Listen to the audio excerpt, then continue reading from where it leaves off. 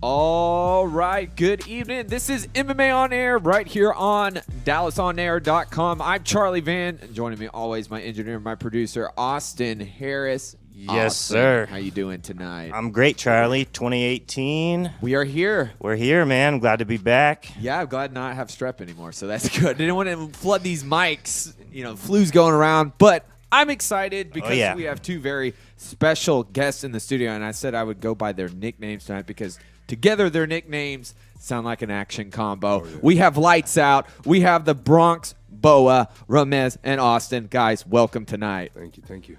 Happy to be here. So we're kicking the year off strong here because, well, first of all, I want to say, Austin, congratulations. That was crazy Saturday night, XKO, 35-second submission. If you blinked, I mean, you missed one hell of a fight. I mean, if you coughed, you missed something special. I think, I was home, unfortunately, sick, but I was watching online, and I had a delay, and my dad's always on the, watching it same, and his is faster. Like, oh, no, let me see. And, when it was over that quick, my dad's like, what happened? I was like, he tapped him out. Yeah. Let's talk about that, going through that. All my friends, man, they were like, man, what happened? What? Dang. They didn't know what I did until I got up. And then they called out it was a guillotine or he got submitted or something. But what were you saying? Well, just going through that setup right there. I mean, did you know right away? I knew as soon as I felt his jiu-jitsu, he got in my guard. First of all, he touched the mat, and you're not supposed to touch the mat in jiu-jitsu. Second, he gave me his neck. I felt his neck, and then he let me close my guard, and he didn't put his knee up in between my guard or anything. He didn't try to keep my legs open. He came into my guard and he was relaxed. He just wanted to ground and pound me. I was like, that's not the place to ground and pound. Was that the game plan going in? Did you know a little bit about, his grappling background at all, or? I mean, I knew he was going to try and take me down. But the coach was just, my coach, he was just like, man, just get him in guard if he takes you down and then do what you do. He's like, I know your jiu-jitsu's sick, so, And, of course, your name Lights Out. I know you like knocking people out, but, I mean, this sport is about opportunities, and you saw it right away. And it was almost like right for that takedown, you just knew, in your composure. And this is only your second pro fight. But but you're a purple belt in Brazilian Jiu-Jitsu, so you just saw that opening right there. Yeah. I mean, if they want to go to the ground, submission all day, Now, for both of you guys, because Ramiz, your nickname stems from how many submissions, and you've been right there with the guillotine. That's been your specialty. I just want both of you guys' thoughts on the right way to execute a guillotine, because it is one. There's a couple of fights earlier where they're the commentators, and this is true. That is a high risk maneuver if you don't have it right and you're just holding on there. So for either one of you, just comment on that. The proper way. I think I got mine from him. So. Oh man, for me it's like you said, it's the way that I look at the guillotine is in certain positions it's a high risk, high reward, and in certain positions it's a low risk, high reward. Just depending on how you got it. Of course, my last fight on LFA with my guillotine, that was a little bit of a high risk. Because if you saw, I had to throw my leg up over him immediately, and I still didn't have my other leg wrapped completely over him. It was almost like I did a cross. I put my shin across his hip just to kind of prevent him, but still he could have easily threw my knee to the side. So I would say I think the way Austin Lingo did it, the way Austin Lingo executed it, that was a low risk, high reward. That definitely had to be a low risk, high reward, because also at the same time, if they do manage to creep their head out of the position, they're still going to be in your guard. You're going to have time to recuperate and work other positions, work get-ups, work half guard, anything that you really want to work. And another one that I really do like is standing guillotines, because the thing is with the standing guillotine, you always threaten pulling the head down. You have the snap down series. You could use your wrestling, go to the back, a lot of stuff. Like they say, you control the head. Wherever the head goes, the body follows. So, that's pretty low risk. But I mean, if you're gonna just jump guard and not even know that it's secured, then that's pretty high risk right there. Well, the great thing though, what I saw with both of you guys, because sometimes when you see someone get someone in the guillotine, they're using so much strength right there. Yeah. There's so Oh, yeah. much. You just see that anxiousness in the face. Like, I want to get this. For both of you guys, what I've seen in your last fight and your last fight, Austin, it's just that composure. You just Yeah. let it happen. Oh, yeah. And you were just patient. You weren't wasting all your energy. And it seems like that's like the biggest downfall with the guillotine is blowing your energy. Yeah, Absolutely. I mean, if I feel it under their neck and it's deep, I'm gonna crank, you know. Yeah, oh yeah. But if I don't feel it, I'm gonna use it to transition to another something, you know. Now, is there a submission either one of you guys you like to train, but you just haven't yet hit in a fight, or some that you may steer away just because of the high risk? Peruvian necktie. Peruvian yeah. necktie. Or gogo plata. That's the one where you choke them out with the shin, right? Yeah, with your gogo foot in plata. front That of would their be neck. slick, man. If you Damn. got like the Nate Diaz style gogo plata, Oh, where yeah. you're like fully mounted, and then you that's a certified 50 G's right there. So if I could execute Oh, that yeah. when I get to the UFC, oh yeah. Yeah. That'll be something that I'd like to do. That'd be my dream submission. Well, it is interesting about grappling, and especially, I mean, even, definitely grappling and fighting. There's so many tools, there's so many techniques, Yeah. but you see only a handful, especially in MMA. And do you think, going back, just high risk, I mean, do you think that's part of it, or is Yeah, it just yeah. you go with what you know the best? Yeah, I mean, know the best. I mean, basic. It all comes down to the basics and transitions. All the, I mean, You also never want to sacrifice a bad position. Like Yeah. that's the biggest thing is in MMA. Like in jiu-jitsu competition, it's a little bit different, because you don't have to worry about the blows. You don't have to worry, about getting like mounted crucifix or just giving up a bad position, because you could always like regard, do something else. But like in MMA, it's a lot harder because you suffer cuts. You could like even if you're winning the fight, you go for something crazy. An elbow might land and you get cut, and that's the end of the fight right there. So it's definitely the high risk is something to keep you aware. What about you? yeah. Yeah, definitely. Yeah, I agree totally. Like that's why I went for the Kimura first, like so he wouldn't be able to do anything. I was just trying to think. I was like, okay, what can I do? What can I do? So I went for the Kimura, and I was just like, okay. And then I saw the guillotine. That's why I went under his neck real quick. Just you got to think on the ball. Yep. And that was a 1 week's notice, 2 weeks notice Yeah, fight? 1 week, 1 1 week's week, yeah. Now, when did you find? I know you were supposed to originally be on that card with Ramiz back in December. I know that didn't happen. Yeah, that How made me mad. soon did you hear about this particular fight? I mean, I knew Elijah would, and everybody else was fighting on it. And I was mad. I was like, dang, I want to fight on it. And then coach was like, well, I mean, they're trying to find you somebody, and they never found me, or he never found me a spot on the card. And then Elijah got hurt. He got all this, so I took his spot, and yeah. And it's one of those sports, and we talked about this on the last show, Ramiz. I mean, how things can change and opponents for whatever reasons, and you just always got to be ready. And I think that's what especially for your guys' team at Fortis, you guys stay pretty good and pretty ready. Yeah, oh yeah. Austin's always at the gym, man. Austin's one of those guys that on any given day during the week, you're gonna see him in the gym. So like coach always tells us, he's like, hey, just be ready for your opportunity. Like right after his win, he was back in the gym on Monday. So it's the mindset, it's the mentality of just staying ready and always being prepared. Be prepared for your opportunity when it comes. Because you never know. You could say, oh, I'm gonna plan for this. I'm gonna be ready. Like give me a month, give me 2 months to get ready for a fight. It doesn't work out that way. How quick do you guys look at the footage of your fighter when it's been a week, or do you even take a look? You just kind of go in. I mean, how does that, as far as someone that's never been in that position before, that's had a last minute Oh, change? if you have a week? Yeah.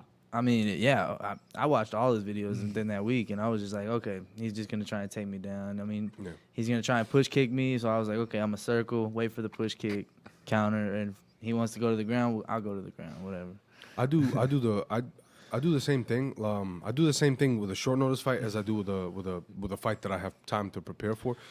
Me and coach will go watch tape, probably twice or 3 times at that, and then that's it. I never want to overthink my opponent. I just want to pick up on some of his tendencies, see what he does right, see what he does wrong, and just prepare from there. I think it would be foolish, extremely foolish, for somebody not to watch tape, for either you or your coach, even if, because I know some guys, they don't like to watch tape, but their coaches watch tape for them. I like to watch tape of my guy just so I see, what he does and everything like that. But of course, like I said, I never indulge myself in that. I don't. It's more or less when I go into the cage, I want to impose my game plan versus let them impose their game plan. So I do watch tape, but like I said, I never indulge myself in it. Well, the great thing now is YouTube, honestly. I mean, Yeah. you can find almost anybody on YouTube. If they have a video out there, it's Yeah, there. it's It's gonna be there, there. even if whether they know it or not. it's on YouTube. But that is the truth. a great tool now because instead of, I mean, I don't know how it was way back in the day if you had to have VHS or DVD, somebody sent it. But now, I mean, yeah, you can just go on your phone like, oh, I have this last minute. Let me look this guy up. I mean, was that kind of how it was for you, Austin? Yeah, I mean, I was like, okay. They sent me the fight, and I was like, oh, I watched the video of him. He fought Colton England, and I was like, oh my gosh! Like, and Colton didn't. I don't know why Colton didn't just ground and pound the heck out of him. I was like, what is Colton doing? Come on, his posture up. What are you doing? Hey, but I don't know. He likes to grind stuff out. I think he was just trying to stand up too in that fight. I don't know. Well, it's just interesting. It is a trend. I was thinking about this the other day when I was putting together this show, and once again, thank you guys Yeah, for absolutely, coming bro. on My because pleasure. both of you have been in this position of the last minute and Yeah. the change, and it's Twice. frustrating. I just don't remember. I don't know what the stat is like there out there about boxing. You don't see it that often where it's No. this crazy change. And I mean, going back because we talked about this the last time, which was our last show. Is it a always injury? Is it something mental? Because I mean, a lot of people get hurt, but this is just so constant. I think my last guy for LFA, it was more mental for him. It was, like there was no excuses to be made in that. And what he gave was an excuse. You know what I mean? Of course, injuries do happen. Like I said, I just think in this sport, man, it's a lot harder than boxing is. And also, you in boxing, like. They don't have so much stuff to worry about, just the hands. Of course, boxing's hard in its own right. Yeah. I'm not trying to say anything about boxing. I respect boxers, and I love the style of boxing. I could watch boxing all day. But like I said, it's in their culture. Not a lot of guys back out. But I will say this, though. In boxing, one thing that does separate boxing from MMA is that if there are two good fighters, usually they will not fight each other in their prime. If you ever realize that, they'll fight each other like when one is still in his prime and one is older. So like one is just leaving his prime, the other guy's just entering his prime. And it's not like in MMA, like once you get to the UFC, then it's like, hey, they're going to pit the best up against the best. Yeah. You know what I mean? At any given time. So it doesn't really matter. And that is an interesting point. I think in MMA, some people are rushed a little bit. Yeah, I mean, there's absolutely. been a lot of, some people felt like that about Sage Northcutt. Yeah, He was rushed a little bit. Or we were talking about Frankie Edgar beforehand and Yair Rodriguez, who still has a lot of great promise, just a little too soon for and he wanted that fight. He called out Frankie, nicely. He's just like, this is a fight I won. And Frankie's like, all of right, course. I'll give it to you. I'll oblige that. Yeah. And I mean, down the road, I'm still intrigued by Yair Holloway just based on the physical attributes in that. That is something interesting. Both are very crafty, but it was a little too soon for Yair. He's still a little bit. But I mean, like, look, for instance, you spoke of Max Holloway. Look at Max Holloway now. Max Holloway, when the guy entered the UFC, I think. 20 years old. Yeah, 20 years old, and he was like fighting Murderers Row. He fought Dustin Poirier. He fought a bunch of guys, a bunch of seasoned veterans, and then he went on the 10-fight win streak. Yeah. Won the championship, and now he's like on an 11 or 12-fight win streak. So of course, some guys that makes him or breaks him. And in Holloway's case, it definitely made him. Yeah, I mean, I think everyone's journey is quite interesting. I think there are those stars, even Paige Van Zandt. Yeah. She's still pretty fairly new to the sport. And, after the Rose Namajunas loss, and then, of course, Michelle Watterson, a lot of people don't still know about Michelle Watterson. I mean, this is a former Muay Thai, top. Karate, Yeah, everything. karate. So She that fought experience. in Invicta, everything.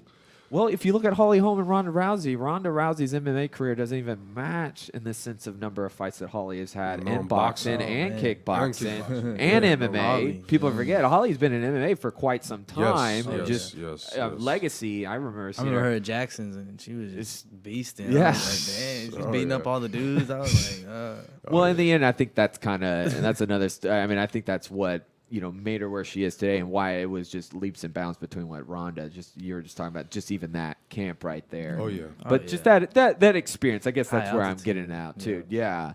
I mean, but some people, there are that star and they do get pushed. And, speaking of push, what do you guys think about Francis Ngannou? I think the people are putting Stipe as Yeah, the that's underdog, wrong. which I think, I don't know how, in the sense of Stipe is a former Golden Gloves boxing champion. He's an athlete, man. He's division athlete. wrestling and baseball, all of that. and he's faced the elite in the Yeah. heavyweight. And nothing against Francis No, Ngannou, of but course who has he beat outside of Overeem? Who's They Overeem's both tough beat to- Overeem. yeah, They yeah. both beat Arlovsky. I mean, the thing is, like, do I think Ngannou is a very dangerous guy? Yeah, absolutely. I think you'd be a fool not to think that that guy's dangerous and extremely powerful. But I mean, if Stipe could find a way to avoid that power, which is, it's a tall task, I'm not going to sit here and be like, oh yeah, avoid his power like it's easy or something, because he's also very physically strong, Ngannou. But like I said, I think it's just kind of messed up, because once people they get on the hype train, everybody starts riding it, they're going down, and then some people start to discredit the champ, Like I said, I mean, it's definitely a tall task for Stipe. But if I had to pick anybody to get it done, I'd definitely pick Stipe to get it done, just because of that experience. And Stipe can mix it up very well. I mean, the guy could transition from boxing to wrestling, and his ground game's on point. Yeah. Once he gets somebody to the ground, it's game over. Well, I think the big thing is he's the superior athlete in this. Yeah, yeah. He's got the bigger experience fights. And what I mean like that, it's not just only Overeem. I mean, what he did to Verdum, what he did to Mark Hunt. He knocked Verdum going back. Yeah, backing up. He knocked Verdum backing up. Yo. That's athleticism right there. Very much so. I mean, I would probably be on my butt walking backwards in SummerSlam. It would be a bad YouTube video. But, I mean, that's his athleticism. I mean, it really is. And what he did to Mark Hunt, or even Roy Nelson, I mean, just the guys that he's put away in the style that he has. Junior Dos Santos. And honestly, that first fight, you could arguably say he could have possibly won that. It was so And close. He's been 5 rounds. And he's been 5 rounds. That's the big is, thing. Of course, like Ngannou's very green. Of course, he's very dangerous. Yeah. You can't undermine that at all. But like I said, at the same token, power and all of this stuff only takes you so far. That's why you have veterans in the sport. Yeah. You know what I mean? And like I said, I mean, does Ngannou have a chance? Oh yeah, absolutely. But like I said, on paper and speaking, from experience, I would definitely. I'm picking Stipe, to be honest with you. Of course, Ngannou runs I think it's 50-50 within the first 2-3 rounds. But if it goes past the halfway through the second, Stipe is going to take control of the fight. Well, Stipe feels like, the UFC wants Ngannou to win. He's, this lights out, hits like a Yeah. truck. But here's the thing. I would think the UFC would want Lights Stipe because he wins. He breaks a UFC record, which is crazy that nobody's defended the belt at heavyweight more than No. twice. No way, Like, no that way. just And that tells you guy's how done hard- it. Yeah. And that guy's done it. I mean, Yeah, it's messed up, but like the thing is about like Ngannou, he looks like a freaking character off of Street Fighter, Street Mortal Fighter, Kombat. Tekken, Yeah. anything. Like he looks like a boss. Like Yeah. one of those like bosses that you have. He to is fight. the Predator. That's his nickname. Yeah, he he's is the predator. You know what I Yeah. mean? Like straight up. Like you see that guy. Like when I saw that dude in Vegas, I was like, damn, this dude's freaking huge. Yeah, man. he's big. He's He a cuts. very big guy. He has to cut to make 265. What? Yeah, he has to cut. He had to cut last time to make Telling you, 265. that dude's like. But armored. His arms are what we saw with Cain Velasquez and Brock Lesnar is true athlete. Not that Brock's not an athlete. No, of course not. But I think the better athlete and the more elusive athlete in Kane, and that's what prevailed. And I think you're gonna Stipe, and I saw him at 4 days back in May before his fight, just moving. It's like this guy moves like a lightweight. Yes, This and he guy's hits like a mo- truck too. Yeah, The and he guy hits like has a truck, very good and movement. that's a big thing. Obviously, if he can avoid that big shot. But here's the thing: like I said this on Facebook. Somebody was asked about the fight, and I said, here's what I think he should do. If he can get this some clinch work and get Ngannou against that cage in dirty boxing a la Randy Couture and revert back to that wrestling, it's going to be a long night for Ngannou because I don't think he's ever felt that pressure and that clinch and that wrestling. And we've all been in there with really true gritty wrestlers. Yep. And it's tough. So long as Yeah. Stipe can mix it up, Stipe very well, could work his way to late second round early third TKO. The later round, I think that's the best thing. It Get him- favors Stipe way, Yeah, get in the better- way in the early rounds. He has the cardio. Yeah, he has hell the yeah. cardio. Oh, We don't yeah. know yet with Ngannou. I mean, No. I know he's training at the UFC Performance Institute and stuff, but we don't know what he looks like in deep waters. I mean, but earlier in, I know he was newer to the UFC and that, but even if you watch the Curtis Blades fight, I Yeah, mean, no. it didn't to me look like somebody who's necessarily going to be world champion yet. A lot of promise. Yeah. There's still some of that I think in him right now because he Oh, still yeah. is green. Oh yeah. And Stipe is just the all-around better Yeah, athlete, when you and I look think at it. fighter. He Absolutely. can work his angles more. Oh, definitely. He can move back. Can Ngannou really move back? That's the question. No, there's a lot of unknowns with Ngannou. You know what I mean? And it could be good, it could be bad, and that's the beauty of fighting. Yeah, is that is- we're gonna find out in UFC 220, right? Yeah, When they next fight Saturday in night. Boston. Yep. Oh, It's yeah. already Oh, crazy. man, And nobody's Saturday been night. talking about the light heavyweight title fight between Volkan Ozdemir yeah, and it's gonna Daniel be good. Cormier because it's all. Well, here's the thing. The reason why I think too is I think there's still a little bit of a black mark on that division. Yeah. With John, John and that. yeah. I'm mad. Yeah, I mean, Me too, man. And I was so I mad mean, for I that. wouldn't mind seeing them fight 3 or 4 times. Just that rivalry, and the second fight was good up until he got head kicked. I mean, it was competitive.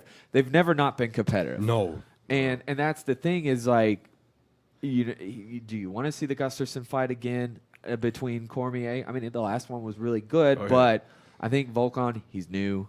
He definitely deserves it. I mean, like, it's new blood to the division. I mean, as much as I want to see the Gustafsson, John Jones, Yeah. Gustafsson, DC, Yeah. that little trifecta that they got going on. I mean, I definitely want to see somebody new in there. I want to see what Volkan's gonna do. Volkan has a lot of promise too, but I mean, when you're fighting somebody like DC, man, it's never an easy night at the office. Well, we haven't seen him against a high-level wrestler like DC. Go look back at it. It was funny because I was talking about this. Go watch his Bellator fight. Yeah. when he fought. Granted, it was probably like 3-4 years ago. Yeah. But he did lose to a wrestler. He got rear naked choked by a collegiate wrestler. See, but see, there's collegiate, and then there's Olympic. Yeah, and DC wrestling. there's a lot. I mean, and I just think that pressure that DC can put on, Yeah. and DC's got punching power too. I mean, he can Oh, drop, yeah. and I think he's got a little more tools in that, and that grappling. Don't get me wrong. I think Volkan's still pretty young in his career, Yeah. a little bit. Yeah. He's only had 3 fights in the UFC. Jimmy Manuwa, that was it, and that got him the title shot. And I think part of that is with Gustafsson, I think he's sidelined. Who else do you have right now? Nobody. It's sad to see Rumble leave. When he left, I was like, oh, this is going to be interesting because, even if John Jones beats DC can, I mean, who else is he going to fight? He's going to beat him, and Nobody. he's right back in the shot. It's just not the deepest division No, not at all. anymore. And do you guys think that's just because they're not going out there anymore, or if it's just because so many are in that lower weight class bracket, or what is it? I mean, Yeah, a lot of people are making the cut now. It's like they don't want to fight those guys. No, I don't blame them. Yeah, or it's that, or it's just like it's such a disparity. When you look at it, you look at the disparity in the light heavyweight division versus when you look at the lighter divisions, 170, 55, 45, 35. Yeah. Like it's murderer's row in Yeah. each and every single one of the division. Anybody in the top 20 could knock out anybody in the top 10 for like completely. But when you look at light heavyweight, there's such a disparity. And I think that's why it's so good for the guys that are Jim, like Kennedy, Alonzo, and Ryan Spann. You see those guys that those 3 guys alone are top 5, top 10 to top 5 light heavyweights within the next 2-3 years, just because of their athleticism and their cardio and what they could do. Like the power and the athletic abilities that they possess. But like I said, that's the problem. Is sometimes you get those 205ers and heavyweights that they're just not that good. You know what I mean? Yeah. But then, of course, you have those guys like the John Jones, the Daniel Cormier, those guys that come roll around, and they're just like these athletes that can just head do of any and everything. And maybe that's what's tough is you look at DC and you look at John Jones, like, man, you gotta go through one of them. I mean, and it's tough. And even though mentally you're confident in that, it's just that. And I think even with Rumble, you look at it, it's like he could beat everybody else, but DC was just the style has he his couldn't number. get it through. Just has his It was number. like the Buffalo Bills every year for the Super Bowl. Like they could get the AFC, but They can't. they couldn't get the make it past Cowboys. it, They couldn't get the. I mean, but styles make styles make fights. They do make fights. And I mean, I still would love to see Rumble back in the octagon. I mean, he still left with so much potential and talent. Oh, it's so. It'd be even crazy if he bumped up a little bit to heavyweight and a catch weight. I mean, he did it before against Arlovsky. But I mean, the top 5 at yeah, heavyweight. it's tough. It's tough. Yeah, like I said, it's such a drop. Well, frame. I think John could do it because of his frame. Anthony though is still that size, and I think that's also why DC dropped because size-wise, he just wasn't a giant. And you got Couture would have never been a heavyweight today. Had there been the guys that are heavyweight. But in boxing, Ali wouldn't have been a heavyweight. Even George Foreman, if you really look at him now, I mean that stature. I mean, you look at the Klitschko's. I mean, they're skyscrapers. Yeah, in there. Anthony Joshua. Huge. There's no way. No. But that's just kind of the evolution of the sport now. Look at welterweights now. Yeah. Look at welterweights. There was a dude, speaking of big guys, there's a 145er, he's a Dagestani guy, Russian guy, Zabit. I've seen him. Yeah. He's 6'2" at 145, and I'm like, what the? They're saying he's going to be the champion. He's a very good, well-rounded fighter, but it's just, I don't know if people are getting better at cutting weight or what it is. Well, look at Darren Till. Yeah, Darren Till's a massive. He says, I cut 230 and I don't know if I believe him about 230, but it wouldn't surprise me over 200. I mean, that guy is tall. And whatever he does, I mean, he looks healthy. He looks well, and he performs. You saw Don Cerrone. I mean, you see the look. Just that highs is like, maybe 155. If it's like this. Heavyweights are 170 now, but, It's true, man. Yeah, I mean, it's bigger and bigger. I know it. You're gonna have to. What's below 125? I don't know. I feel like it keeps pushing down. Like you used to look at 155. Like those are small guys. Now you're looking like those are giants. Like I see 155 is my size. Like Michael Chandler's. Adam White for guys? Michael Chandler. When he came to train at our gym, he's not tall, but he's very broad. Yeah. Very wide. Yeah, he's guy. big. He's Yeah, big dude, I saw he's a very big guy. The videos with Safe, and then I was like, man. Yeah, Michael Chandler's a built 155er, man. Well, you look at something like Jeremy Stevens this weekend.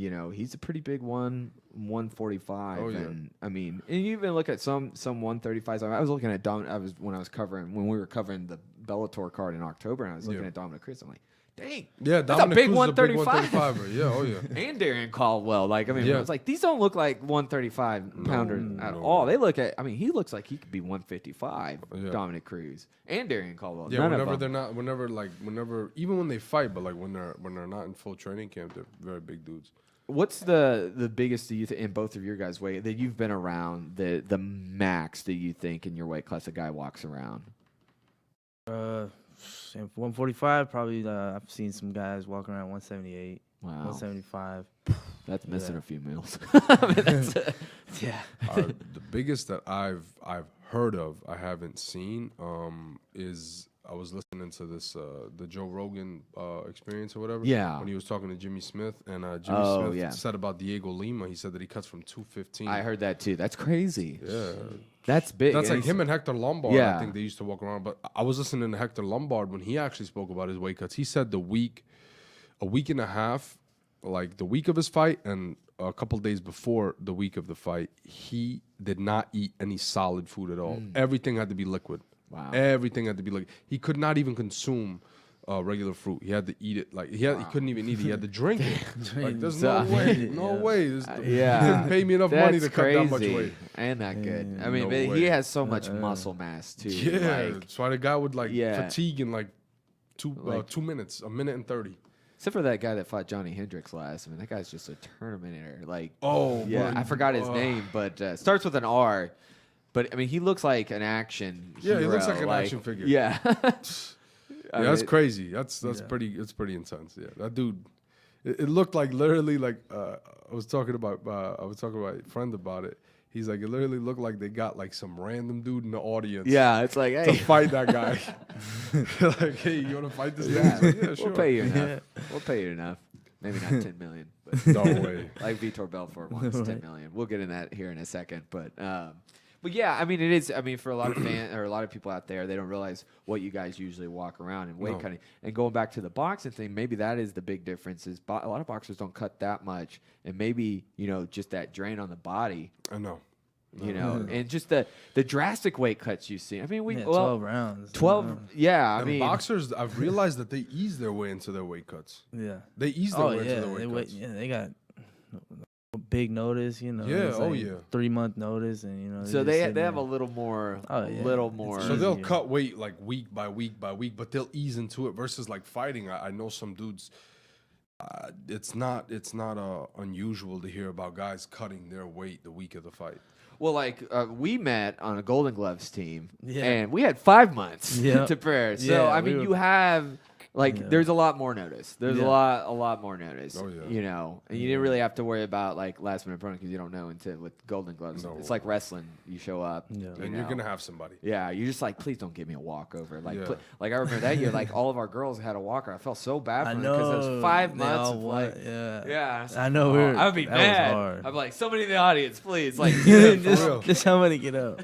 'cause, I mean, that is tough. Like, you oh, get yeah. there and it's like, walkover. You serious? Are you what? You said, like, at least in No. jiu-jitsu told me, like, we'll knock you down to the age bracket, but you know, in boxing, Or like, they'll bring somebody. Or they'll bring somebody from a different weight. Yeah. Yeah. I mean that's the big thing. But in sometimes in these boxing tournaments, like, nah, you get a free pass. Like, come on. I didn't train all for a free pass, man. Just cut this. Man, I had a weight. coach jump in on a jiu-jitsu tournament I was in, a brown Really? belt. He was like, I'll go with him. I was like, It's like, did what? you pay the fee?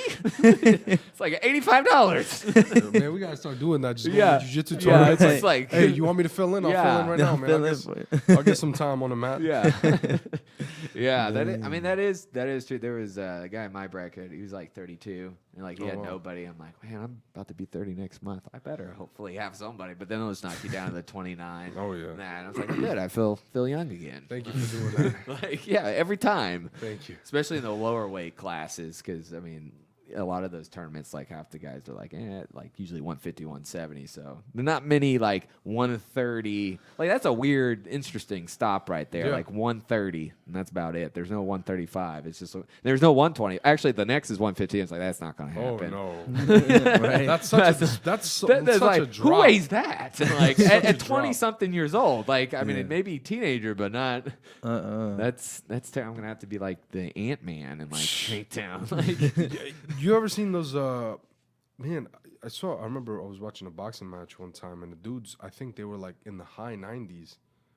Wow, I'm serious. really? Like I've seen that before. Like high 90s. High 90s, like 98, 99 pounds. Wow, how? I don't know how. How like, is I your was body like, made like that? Right. I was Do you like, not eat? Where are these guys like? How are they Jeez. built? Like, I mean, well, They're 'cause- freakishly well, fast. Because I'm gonna say this, like, I guess a like norm, Thailand. most men, Yeah, yeah, right? well, most I know adult males at least minimum 125 usually, Yeah. you know, because I mean 98, that's not, and if you're cutting to that, Because I pretty know that deadly. they have. I know that they have weight like that. Yeah, in certain promotions and boxing and stuff like that for the men too. Like you'll have 105ers and Oh, 110, man. and it's like what the.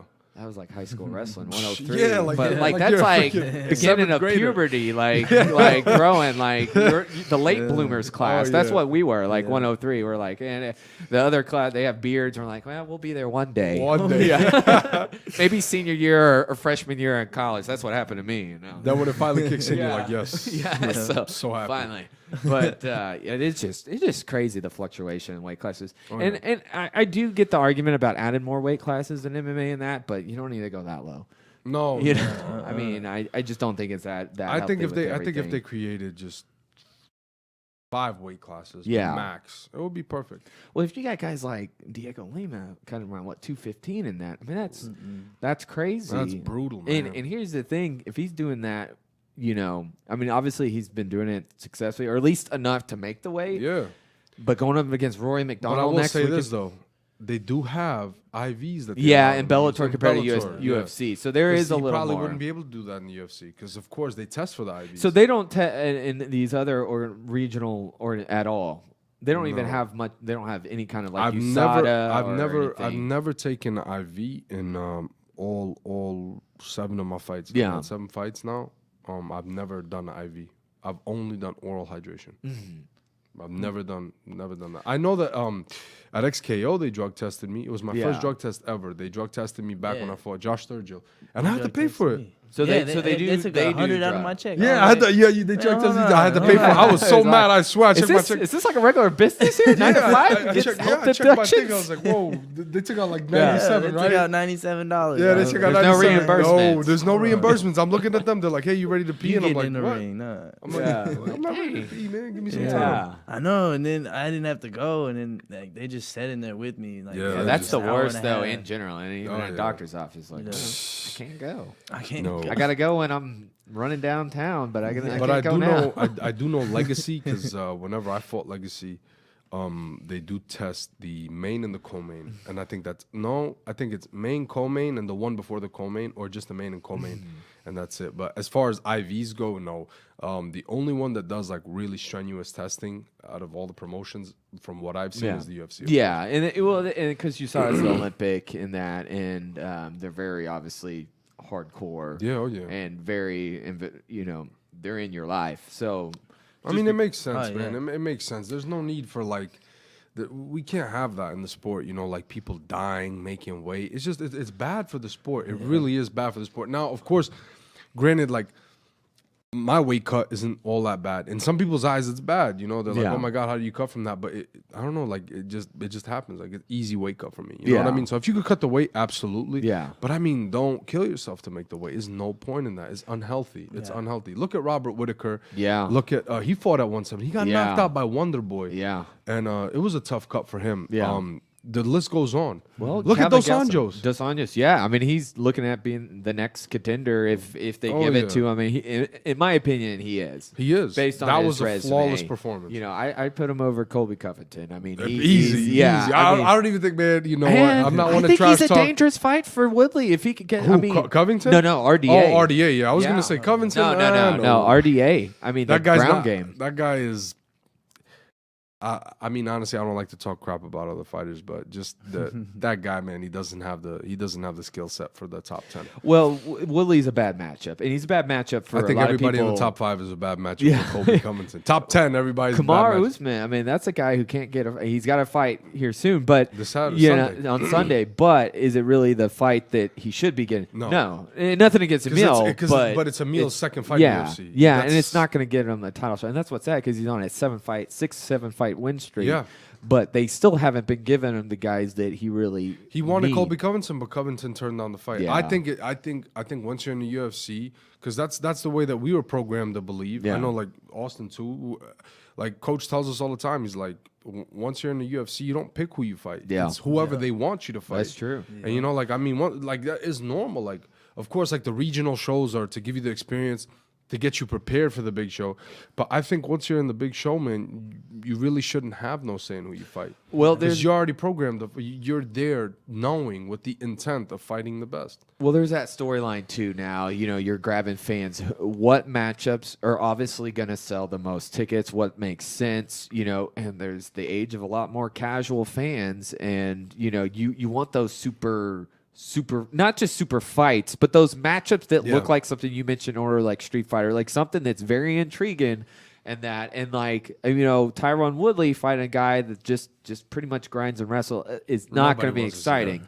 Nobody wants to see that. Woodley and Thompson was such an interesting. That is a video game fight, and it was. is. It was. You know, so that I think that's why you look at it. It's like, okay, what is going to really bring? Even like Cerrone Till. Not a lot of people know Till, but if you know his style, and you're like Cerrone, like you got to make that. Oh yeah. You got to make that. That's why I still want to see, even though Robbie Lawler, he's tore his ACL, so who knows when he'll be back. But him and Wonder Boy still would be a good matchup to make. Striker versus, right there. Striker and like striker brawler. Yeah, Striker. Lawler. That's really what it is, and that's what he wanted. He wanted that title fight against Robbie Lawler. But yeah, I just think stylistically right now with Colby Covington, it's just I don't see anything yet that I'm like put him in against Tyron Woodley now. I think what I would say is put him like there's a little bit of a storyline between either him and Darren Till, him and Mike Perry, because they've had some back and forth. Like the thing is like this guy doesn't. I'm sorry, but this guy just doesn't have the skill set. I like watching Mike Perry though. He's No, good. I'm not talking about Mike. I like Mike Perry. He's tough. We were texting during that fight. Yeah, I told you that he's well, no, I mean extremely like tough. that's a guy that I'll watch over. I don't care who you put him against. I don't care who you put him Yeah. against. Like him and Darren Till after the fight, they were like, They were like, I don't care. Darren Till's like, I don't care about record. rankings. I don't care about wins, losses. Let's fight. See, like Yeah. stuff like that, I like it. I'm intrigued by it. Versus Yeah. somebody like Colby Covington, Yeah. that's like, I don't want to fight Kamaru. I only want to fight for the title. Do you really deserve a title shot? Well, and the thing with Damon Maya coming off a loss, that's tough getting a fighter right off of a loss, like Yeah, that, of because course. that's that mindset. And Damian Maya's old. He's 39 years old. 39 years old. I mean, he got, I wouldn't say smashed, but I mean, his face, everything, that morale. Yeah. Well, and backtrack. Here's another one. Look at Carlos Condit. That fight against Neil Magny was. I'm a big Condit fan. too. I mean, I like both fighters, but I was excited to see the return. But what I saw was a guy who took too much time off, not injured, and where is his mind? I mean, I think deep down he's always a fighter. But this is. I was having a conversation actually yesterday with Sean Spencer, Yeah. and we were talking about this. I mean, the roller coaster ride that guy's been on. You lose to GSP. You might have beaten Robbie Lawler on some people's cards. Yeah. And then what Damon Maya did to him a year ago, 2 years ago now. He It's pretty submitted much him in 2 30 years seconds, in 30 right? seconds. and it's just that, Jeez. and he's had a long career. Layoff. And a Well, long layoff. layoff. But that kind of, I'm sure that pressure, and everybody puts pressure on themselves, but it's just Yeah. like, it's tough, And what I saw from him 2 weekends ago was just a guy. I don't know. I don't want to say that it's done for him. I always am looking forward to a Carlos Condit, but Yeah, it just of looked course. like a sparring. Like he could not get anything. It was a very bad matchup. Like Yeah. the second that I saw it, I remember I said, "Man," I said, I don't count Condit out, but I said, I'll tell you what, I could see Neil taking a decision from him. Yeah. I could see Neil outworking him. Even that's though what Neil he doesn't did. have the punching power. He may not be able to submit everybody. The guy's a grinder. The guy will go in there and he'll decision somebody. Like he will beat you for 15 minutes. Well, it would have been interesting if he could have fought. Well, I wouldn't give him like a Jorge Masvidal or anything in his comeback, but it would have been maybe even a Mike Perry would have been more of a style that aggressive because that's what he likes. He's a great counter strike, something like that. Like you said, Neil's is a worker, and if you haven't been in there in a while, No, Neil's a bad guy to come back do from. you guys believe in ring rust, Starfall? Do you believe in ring rust at all? Like just ring rust? Oh, Yeah. Heck yeah. Because I know Cruz. yeah, That's his big thing. That it's it's all mental. But I think a guy like going back to Condit, he has to be active. Yeah, oh yeah. Yeah, yeah. there's certain guys have to be active, and that's what they were talking in the commentary. Just his style. He can't take this much can't. time No. off. The last I time took a little break and I came back, man. I was like, I tripped in the cage in a fight. Oh. I was like, man, how did I trip? that's the best. But if you own it, that's the best thing. Yeah, I still won. I mean, I still knocked the guy out, but I was like, dang, I just was too sloppy. Has anyone ever? I think I might have seen this, but somebody in celebration jumps on the and they fall. No, it was. I saw Knocked it, themselves out, Knocked doing a themselves out. backflip. Yeah, do a backflip. Yeah, it was some dude in Japan. I remember swear that. would be me though too. No, I'm that's afraid bad. of That's heights a little bit. embarrassing, I would go over. I mean, but Yeah. I've seen people do that. Oh, like they'll jump over. There's just epic fails. Man, that was an embarrassing story. I don't know if people caught it, but I almost fell off the cage, man. Oh, and back at I left LA. it was so embarrassing. I was like, "Hey, you guys didn't see that." Yeah. I was like, nobody saw that, man. I almost fell forward because I was trying to stand up. I wanted to do a backflip, but then I was like, "Yeah, not gonna happen." There was a kicker. I don't know what generation, what era, but kicked a field goal and in celebration jumped and blew his knee. Yeah. I mean, that's tough. It's the freak stuff that gets you. It's like, was that from It's the the stuff fight? that you don't Is your arm expect broken it. from the fight? No, I was No, celebrating off after the the cage fight, and Humpty Dumpty went down and I was out. I mean, I it never happens. jump on the cage. I want Yeah. to, but I'm always just like, I always forget or I don't know. Whenever I see St. Pierre do that backflip and he still can at it, I'm just Yeah, like, yeah. I don't. One day you're gonna be 40, you can't do that. You're gonna get halfway in the air, but the rest of your body's like, we're staying. I don't We're know. not going nowhere. I don't know. I should have done it after that 35 seconds the Yeah, other oh, yeah. night. That Well, would have been fun. Well, they stopped that in UFC. Like they told Justin Gaethje he can't do that anymore. But that's probably also because he's through these battles and he's like going over and like, Yeah. does he have the liver to do that? But they're like, don't do that anymore. I know that the one of the workers for LFA, they told me they're like, "Hey, don't do that on the cage. The state's gonna fine you." And I Yeah, was that's like, what they told me Yeah, one they time. want and us I to was be like they want us nah, to be like hold on. robots and machines. Like I mean, of course, I always show respect to my opponents before, after the fight. You know, during the fight, it's a different story. Like, you know, it's competitive. I'm there to win. But after the fight, I always show respect to my opponents. But sometimes it's a little rough. You know, like, you know, you want to celebrate, of course. You know.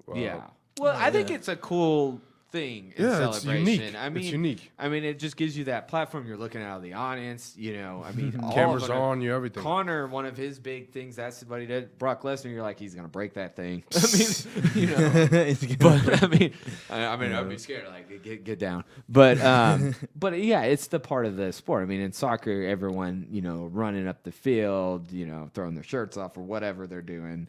MMA, you know, Jump on the cage. It's a staple. Boxing, you don't really see as much because those ropes are They get not on the flimsy. turnbuckle. Yeah, They get on I the mean, turnbuckles. Now you're doing WWE moves. Yeah, right. I mean, that's what should happen next. That's where boxing should go. Just throw in that. What do you think about the whole Floyd Mayweather? I know that it's just a kind of rumor trying to the whole MMA. Did you hear about that? Like, I heard about it. Like, there's money was probably offered and that. I don't think he's gonna do it. I think a lot of times you see a lot of these dudes that they just say these things to try and stay relative. I'm not saying anything against Floyd Mayweather. You know, like, the guy is a legend in his right. You know what I mean? Like, what the guy's done for boxing, the fact that him and Conor McGregor did that whole cross promotion where Conor McGregor came and fought him in boxing, that's legendary. You know, the money that they made, the pay-per-views that they sold. But at the same token, man, sometimes, you know, it's just you gotta know when to give it up. You know, you gotta know when it's time. You know, like something that I heard is if you're paid to fight, if you're paid to do what you're supposed to do, like in your own sport or in your own right, then stick to it. You know what I mean? Don't try and say, oh, this and that. Try and talk stuff up. You know, just stick to what you know how to do best. You know what I mean?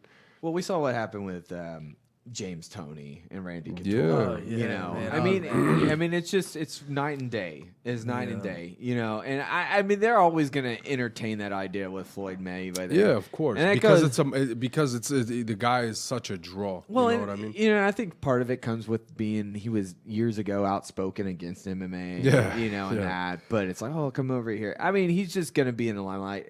I think still the big number in boxing will still bring him back. Yeah, you know? of course. I mean, how about I know he drops the weight difference, but depending on Triple G Canelo, which will happen again. Oh, yeah. You know, Mayweather Triple G, that one in. Oh, I hope not. I hope not. That'd be, you know, hey, when you need money, and that's the thing. I want to see that De La Hoya and but- Mayweather. Well, how about De La Hoya, Conor McGregor? I heard that little stir from. Well, I'm like, come on, De La now. Hoya's going to destroy Yeah. him, Well, man. and then Manny calling out. Everyone's gonna call out. Conor. Everyone's calling out. everybody Conor. wants I think fight, Connor's man. like, I'm staying here. Although he's been training, so we'll see. I mean, if I do think though, and Dana said, and I know we're kind of full circle here, but like, if he does, the belt's got to go, and I think that's right. I think it should have already gone. Yeah, I mean, man, you just can't hold up a division like that. Like, listen, don't get me wrong. By no means, you know, do I hate what Conor McGregor does. The guy is an entertainer in his own right. Like, we've spoken about this before. That's what he's good at doing. You know what I mean? But in the same token, you have other guys that, you know, you can't brush off. Like, you got the 155 division is just murderer's row. I mean, you've seen what Khabib did. Yeah. What Tony Ferguson does. Like, these guys are legit, man. They're all legit, you know? Well, and I mean, it's just one of those things, like that mindset of that active fighter. I mean, the hunger there. These guys don't have millions of dollars, you know, and they only want one thing. They want that belt. No, yeah. That's Khabib said it himself. He's like, I don't care about the money. And I'm like, what? Yeah. Like, what do you mean you don't care about the money, Well, man? the I guy don't know, did rest- maybe they might be treating him good in Russia. So He also did wrestle a bear when he was 9. Yes. You know, I think that there's guy that cares if about you a lot haven't of seen stuff. that video, it went viral right before that fight. Yeah. So maybe, you know, bad. well, you know, but I think for them, it's about being the greatest, and Yeah. the money will come either way. Yeah, of course. And Connor's money didn't necessarily come because of only his style. It's just his persona, which not Yeah. everybody can duplicate. No, can't. It's one of a kind. He's an entertainer. I mean, he's a talented guy, but he's an entertainer. He And that is. entertainer is what made him where he was. If he was just only a talented guy, you'd be like, oh, it's like a Tony Ferguson or like a Yeah. Khabib. But it's who he is, and not very many people can do that. That's just, you know, a star right there. Same with like Chael Sonnen, that mouth and that verbal. That's comedy right there. Yeah, absolutely. You either have the accuracy or you don't. Absolutely. But my thing is the time off. If they don't book, I think him and Tony at least by spring or by May, then you got to. Or I mean, because what's the point in having the interim title anyways? You know. Yeah. And it doesn't look like the whole Tony Khabib is going to happen for the interim. No, I mean, know. Khabib already expressed that he doesn't want to fight for the interim, and Tony Ferguson doesn't want the interim belt. No. He wants the real belt, you know. And you can't blame those guys. You know what I mean? They've, you know, it's because I feel like a lot of these guys, they get disrespected. They're like, "Oh, you're just the interim champ," you know, and it's kind of discrediting what the man's done. You know, Tony Ferguson is on an amazing run. Khabib's on an amazing run, and not only that, but they're doing it in one of the most densely populated, like talent-rich divisions. Yeah. Yeah. I mean, 155, like.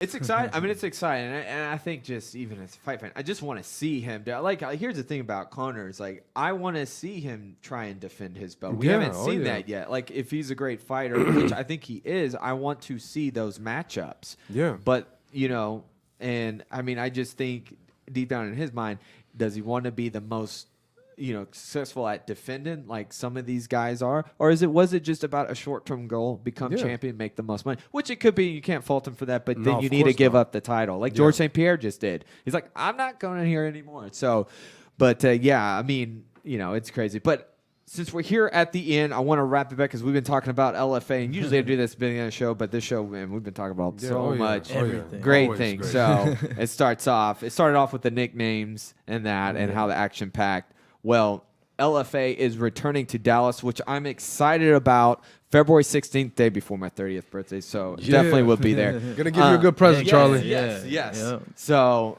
I'm excited, but you guys have some news, don't you? Yes, absolutely. Go ahead, Austin. Oh yeah, I'm fighting. Fighting on that card, yo. I'll be fighting Omar Benjar. Same here. I'll be fighting Bilal Williams on the main event. Not main event, on main card, excuse me. Not main event yet. Not main event yet. I wish. You never know. Yeah, you never know. Without last. And that's sort of a perfect victory for this past week. No injuries. I mean, that's what you can only My coach was hope like, for. take a week off. I was like, I want to train. Was that the initial plan though? Right after that win, or did you know going into that fight? I mean, you never want to overlook a fight, but that would have been your idea. I mean, my plan was to finish it as quick as possible because I got to fight in the next month.